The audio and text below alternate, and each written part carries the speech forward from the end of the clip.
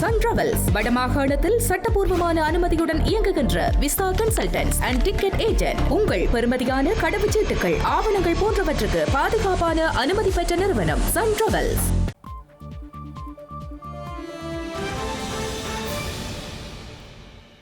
வணக்கம். இது ஐபிசி தமிழின் இரவு நேர பிரதான செய்திகள். முதலில் தலைப்புச் செய்திகள்.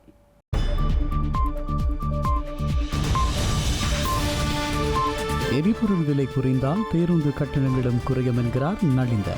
எரிபொருள் கொள்வனவு தொடர்பில் ரஷ்யாவுடனான பேச்சுகளிலும் முன்னேற்றம். அமைச்சர்களின் வாகன எண்ணிக்கையை மட்டுப்படுத்த தீர்மானம். எரிபொருள் தட்டுப்பாட்டை தொடர்ந்து நடவடிக்கை.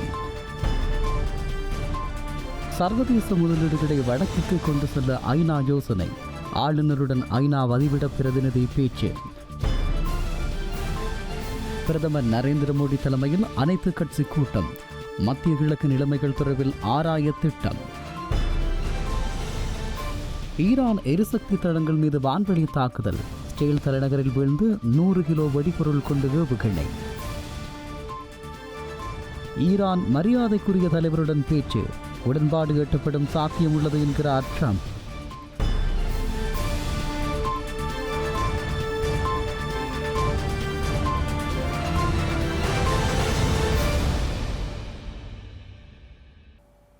இனி விரிவான செய்திகள். மத்திய கிழக்கு போர் முடிவிற்கு வந்து எரிபொருள் விலை குறைவடைந்தால் பேருந்து கட்டணங்களை குறைப்பதற்கு நடவடிக்கை எடுக்கப்படும் என ஸ்ரீலங்கா அரசாங்கம் அறிவித்துள்ளது. அமைச்சரவை முடிவுகளை அறிவிக்கும் ஊடக சந்திப்பில் கலந்து கொண்ட அமைச்சரவை பேச்சாளர் நலிந்த ஜேதிச இதனை தெரிவித்துள்ளார். இதேவேளை ரஷ்யாவிடமிருந்து எரிபொருள் கோரியுள்ள நிலையில் ரஷ்யாவின் எரிசக்தி பிரதி அமைச்சர் விரைவில் இலங்கை செல்ல உள்ளார். இலங்கையில் எரிபொருள் விலை அதிகரித்தமையினால் பேருந்து கட்டணங்களை அதிகரிக்குமாறு சில பேருந்து உரிமையாளர்கள் முன்னெடுத்த வேலை நிறுத்தத்தினால் இந்த விலை அதிகரிக்கப்படவில்லை. மாறாக எரிபொருள் விலை அதிகரிப்புக்கு அமைய இந்த கட்டணங்கள் அதிகரிக்கப்பட்டன. உலக சந்தையில் எரிபொருள் விலையில் ஏற்படும் மாற்றங்களை கருத்தில் கொண்டு எதிர்வரும் ஜூலை மாதத்தில் பேருந்து கட்டணங்களில் மீண்டும் திருத்தங்கள் மேற்கொள்ளப்படலாம். இந்த விலை திருத்தம் அப்போதைய நிலைமைக்கு அமைய எடுக்கப்படும் தீர்மானங்களுடன் தொடர்புடையதாக இருக்கும். அதேபோன்று மத்திய கிழக்கு போர் நிலைமைகள் சீராக எரிபொருள் விலை குறைந்தால் அதன் நன்மையை மக்களுக்கு பெற்றுக் கொடுக்க நடவடிக்கை எடுக்கப்படும். அதற்கமைய பேருந்து கட்டணங்களில் விலைகளும் நிச்சயம் திருத்தம் செய்யப்பட்டு கட்டணங்கள் குறைக்கப்படும். அதே நேரம் ரஷ்யாவிடமிருந்து எரிபொருளை பெற்றுக்கொள்வதற்காக தற்போது ராஜதந்திர மட்டத்திலான பேச்சுவார்த்தைகள் ஆரம்பிக்கப்பட்டுள்ளது. ரஷ்யாவின் எரிசக்தி பிரதி அமைச்சர் விரைவில் இலங்கைக்கு வரவுள்ளார். இதன்போது இது குறித்து விரிவாக ஆலோசிக்கப்படும். இலங்கைக்கான ஈரான் தூதுவர் எரிபொருளை வழங்க தயாராக இருப்பதாக தெரிவித்துள்ளார். அந்த முன்மொழிவை வரவேற்பதுடன் கப்பல் வசதிகளை கொண்ட நாடுகளே அத்தகைய வாய்ப்புகளை பயன்படுத்த முடியும். இலங்கைக்கு தற்போதைக்கு அந்த வசதி இல்லை. தற்போது பல எரிபொருள் முன்பதிவுகள் வழங்கப்பட்டுள்ளன. அவற்றின் சில எரிபொருள் கப்பல்கள் எதிர்வரும் ஏப்ரல் மாதத்தில் நாட்டை வந்தடைய உள்ளன.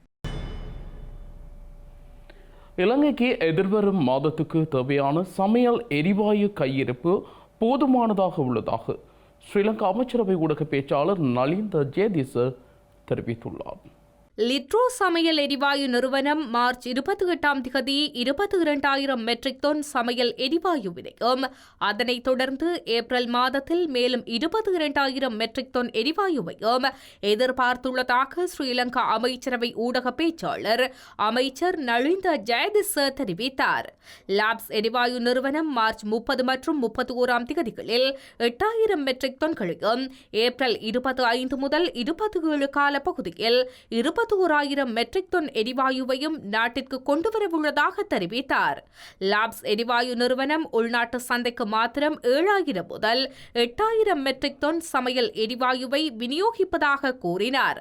குறித்த இரு நிறுவனங்களினதும் மொத்த விநியோகம் நாட்டின் தேவையை விட அதிகமாக இருக்கும் என்று எதிர்பார்க்கப்படுவதாகவும் அமைச்சர் நலிந்த ஜெயதிச தெரிவித்தார். இலங்கையில் எரிபொருள் தட்டுப்பாடு நிலவி வரும் நிலையில் அமைச்சர்கள் பயன்படுத்தும் வாகனங்களின் எண்ணிக்கையை குறைக்க நடவடிக்கை எடுக்கப்பட்டுள்ளது. இலங்கையில் அரசு சேவையாளர்களின் எரிபொருள் பயன்பாட்டை குறைக்கும் வகையில் சுற்று நிரூபத்தை அத்தியாவசிய சேவைகள் ஆணையாளர் நாயகம் வெளியிட்டுள்ள நிலையில் செயற்பாடுகளை முன்னெடுக்குமாறு அரசு அதிகாரிகளுக்கு ஆலோசனை வழங்கப்பட்டுள்ளதாக அமைச்சர் நலிந்த ஜெயதிச தெரிவித்துள்ளார். அத்தியாவசிய சேவைகள் ஆணையாளர் நாயகம் வெளியிட்டுள்ள வழிகாட்டுதல்களில் அரச வாகனங்களை பயன்படுத்தும் போது எரிபொருளை எவ்வாறு சேமிப்பது என்பது குறித்து விவரிக்கப்பட்டுள்ளதாக கூறினார். அதன்படி அரச சேவையில் தற்போது 92,000 வாகனங்கள் இயங்கும் நிலையில் அந்த வாகனங்கள் ஒவ்வொன்றும் நாளொன்றுக்கு 1 லிட்டர் எரிபொருளை சேமித்தால் நாளொன்றுக்கு 92,000 லிட்டர் எரிபொருளை சேமிக்க முடியும் என்றும் அமைச்சர் சுட்டிக்காட்டியுள்ளார். அதற்கு அமைய மாதத்திற்கு 92 லட்சம் லிட்டர் எரிபொருள் சேமிக்க முடியும் என்றும் அத்தியாவசிய சேவைகள் ஆணையாளர் நாயகம் குறிப்பிட்டுள்ளதாக அமைச்சரவை பேச்சாளர் நளிந்த ஜெயதிச தெரிவித்துள்ளார். உலக வங்கி, ஆசிய அபிவிருத்தி வங்கி உள்ளிட்ட சர்வதேச அமைப்புகளின் முதலீடுகளை வடக்கு மாகாணத்திற்கு கொண்டு செல்வதற்கு தொடர்ந்தும் குரல் கொடுக்க உள்ளதாக இலங்கைக்கான ஐக்கிய நாடுகள் சபையின் பதிவிட ஒருங்கிணைப்பாளர் மார்க் ஆண்ட்ரூ பிரெஞ்ச் தெரிவித்துள்ளார். இலங்கைக்கான ஐக்கிய நாடுகள் சபையின் பதிவிட ஒருங்கிணைப்பாளர் மார்க் ஆண்ட்ரூ பிரெஞ்ச் மற்றும் வடக்கு மாகாண ஆளுநர் நா வேதநாயகன் ஆகியோருக்கு இடையிலான விசேட உயர்மட்ட கலந்துரையாடல் ஆளுநர் செயலகத்தில் இன்று நடைபெற்றது.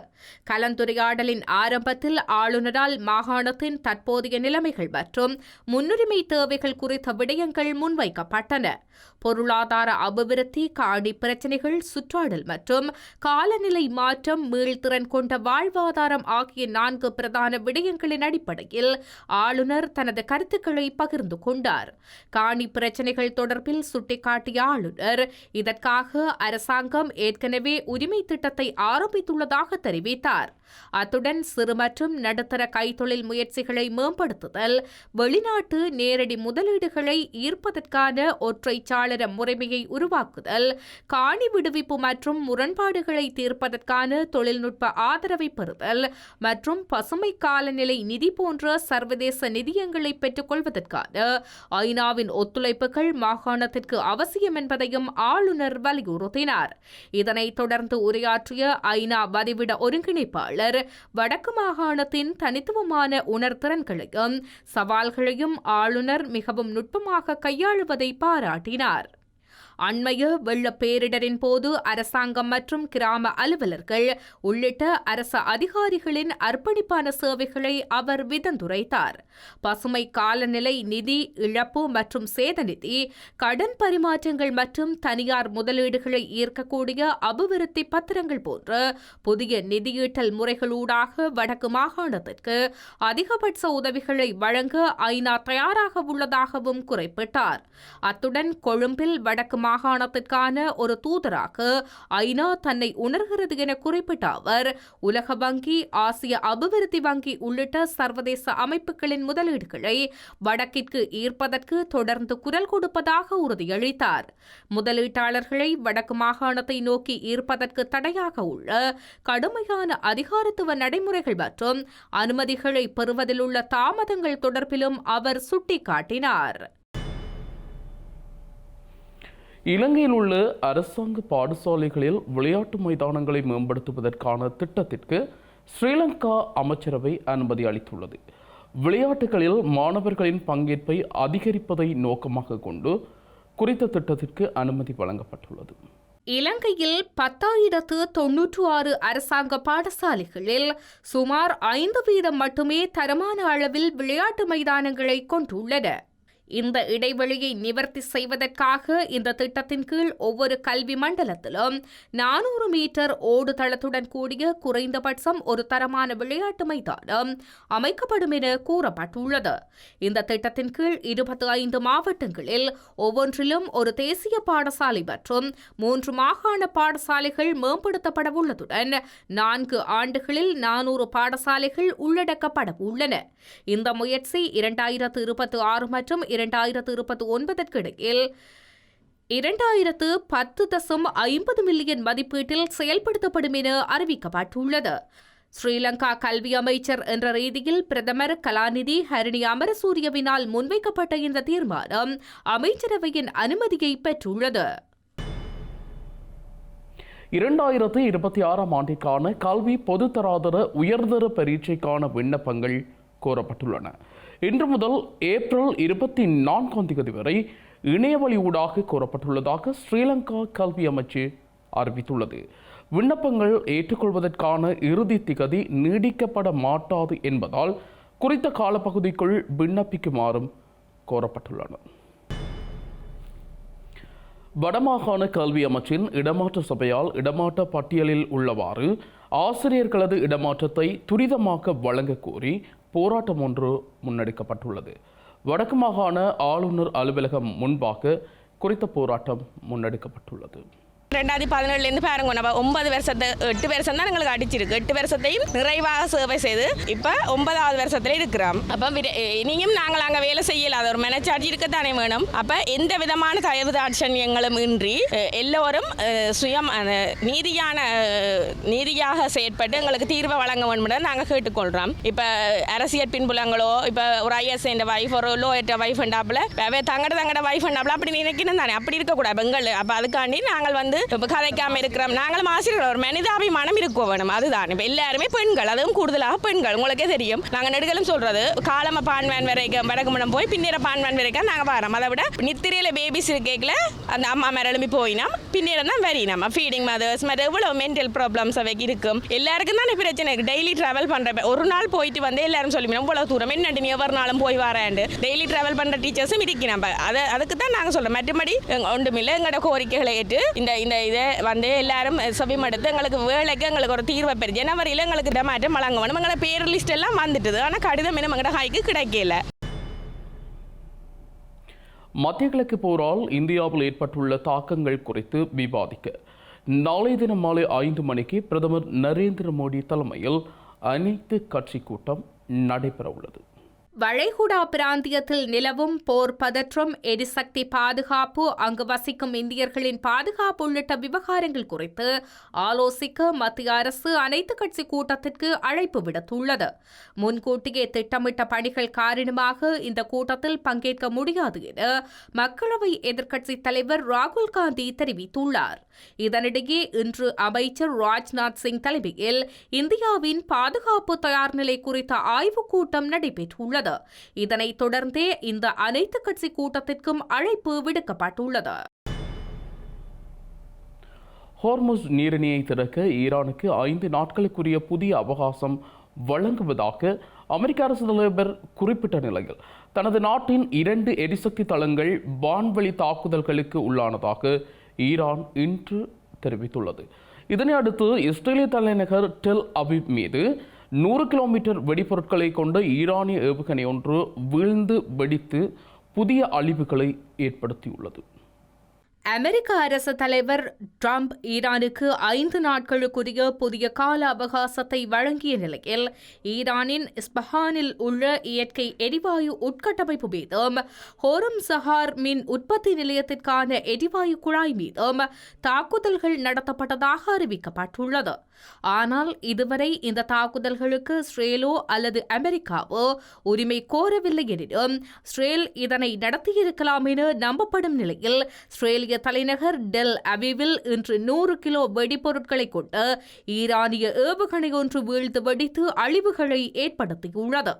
இதற்கிடையே ட்ரம்ப் குறிப்பிடுவது போல தனது நாடு அமெரிக்காவுடன் எந்த பேச்சுக்களையும் நடத்தவில்லை என ஈரானிய வெளியுறவு அமைச்சகமும் மறுத்துள்ளது. அதேபோல ஈரானிய சபாநாயகரும் மறுத்துள்ளார்.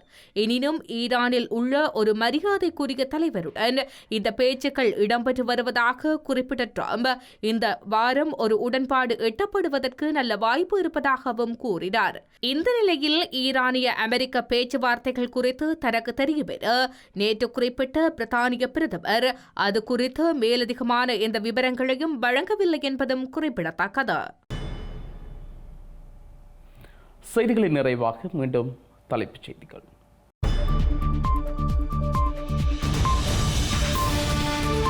எரிபொருள் விலை குறைந்தால் பேருந்து கட்டணங்களும் குறையும் என்கிறார் நலிந்த. எரிபொருள் கொள்வனவு தொடர்பில் ரஷ்யாவுடனான பேச்சுகளிலும் முன்னேற்றம். அமைச்சர்களின் வாகன எண்ணிக்கையை மட்டுப்படுத்த தீர்மானம். எரிபொருள் தட்டுப்பாட்டை தொடர்ந்து நடவடிக்கை. சர்வதேச முதலீடுகளை வடக்குக்கு கொண்டு செல்ல ஐநா யோசனை. ஆளுநருடன் ஐநா வதிவிட பிரதிநிதி பேச்சு. பிரதமர் நரேந்திர மோடி தலைமையில் அனைத்து கட்சி கூட்டம். மத்திய கிழக்கு நிலைமைகள் தொடர்பில் ஆராய திட்டம். ஈரான் எரிசக்தி தளங்கள் மீது வான்வழி தாக்குதல். இஸ்ரேல் தலைநகரில் வீழ்ந்து 100 கிலோ வெடிபொருள் கொண்டு ஏவுகணை. ஈரான் மரியாதைக்குரிய தலைவருடன் பேச்சு. உடன்பாடு எட்டப்படும் சாத்தியம் உள்ளது என்கிறார் ட்ரம்ப்.